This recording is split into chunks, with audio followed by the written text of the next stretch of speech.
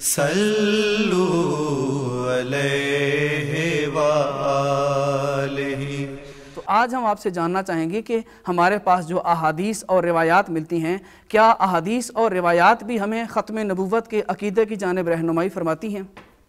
اعوذ باللہ من الشیطان الرجیم، بسم اللہ الرحمن الرحیم، الحمدللہ رب العالمین، والصلاة والسلام علی خیر خلقہ محمد وآلہ الطیبین الطاہرین، واللعن الابدی علی اعدائہم اجمعین۔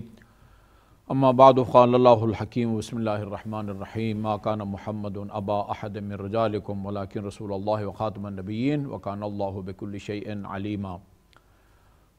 نعیم عباس صاحب، جیسے گزشتہ پروگرام میں بیان کیا جا چکا، قرآن کی متعدد آیات بعض تو تصریح کرتی ہیں جس میں لفظ خاتم کا لفظ استعمال ہوا ہے، جس سے ختم نبوت کا عقیدہ ظاہر ہوتا ہے، اور بعض کے مفہوم سے یہ سمجھا جا سکتا ہے کافۃ للناس للعالمین نذیرا، کہ آن حضرت آخری نبی ہیں۔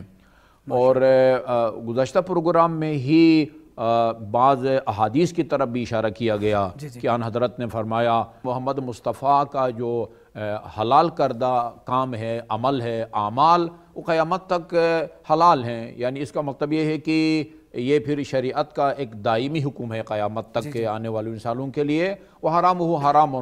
یہ بھی تقریباً تصریح ہے کہ آن حضرت کے حلال کام اور حرام کام قیامت تک کے لیے حلال اور حرام ہے۔ صحیح۔ اچھا، اس کے علاوہ اس حدیث کی طرف اشارہ کیا گیا جس میں آپ نے امیر المومنین سے فرمایا یا علی انت منی کمنزلۃ ہارون من موسیٰ الا انہ لا نبی بعدی۔ اس کی طرف بھی اشارہ وہ کیا گیا۔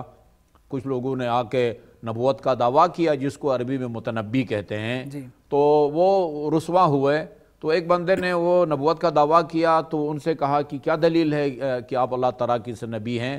کہا کہ رسول خدا صلی اللہ علیہ وسلم نے فرمایا لا نبی بعدی، اور میرا نام لا ہے، تو گویا میری نبوت کا جو ہے آن حضرت نے وہ اعلان کر دیا ہے، اور رسوا ہوا ہے، مسلم کذاب رسوا ہوا ہے۔ میں ایک اور دو احادیث حدیث منزلت میرے خیال میں جو شیعہ سنی تمام کتب میں متفق علیہ ہے، اور صحیح ستہ کے اندر بھی اس کو تقریباً تمام کے اندر اس کو درج کیا گیا ہے۔ جی الا انہ لا نبی بعدی۔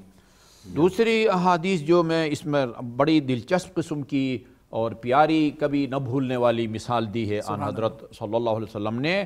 فرمایا کہ میری مثال اور گزشتہ انبیاء کی مثال جو ہے وہ اس شخص کی طرح ہے کہ جس نے ایک نہایت خوبصورت مکان، بلڈنگ یا کوٹھی تعمیر کی، اور جب لوگوں نے دیکھا تو انہیں وہ مکان پسند آیا، اور اس کے ارد گرد جو ہے نا وہ انہوں نے چکر لگانا شروع کر دیا، طواف کرنا شروع کر دیا، اور کہا کہ ہم نے اس ایسا خوبصورت مکان کا ہم نے نہیں دیکھا، لیکن اس میں ایک کمی باقی رہ گئی ہے۔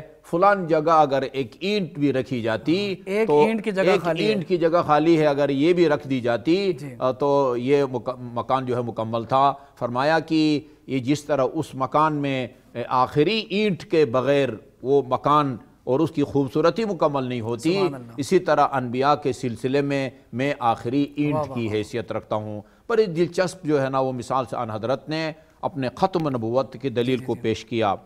دوسری دلیل جو ہے وہ میں عرض کروں گا، امیر المومنین علیہ الصلوۃ والسلام کا کلام ہے نہج البلاغہ میں، ارسلہ علی فترۃ من الرسل وختم بہ الوحی۔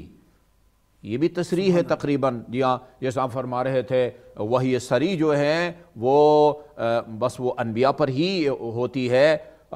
فرمایا یہ تو ناظرین کو معلوم ہے کہ آن حضرت اور گزشتہ انبیاء میں ایک خاصا فاصلہ تھا، تو یعنی نبیوں کے فاصلے کے بعد آن حضرت کو اللہ تعالیٰ نے رسول بنا کے بھیجا، وختم بہ الوحی، اور وحی کا جو سلسلہ تھا وہ آن حضرت پر اختتام پذیر ہو گیا۔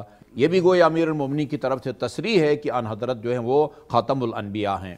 فرمایا کہ بعث اللہ محمد رسولا لانجاز عدتہ و اتمام نبوتہ۔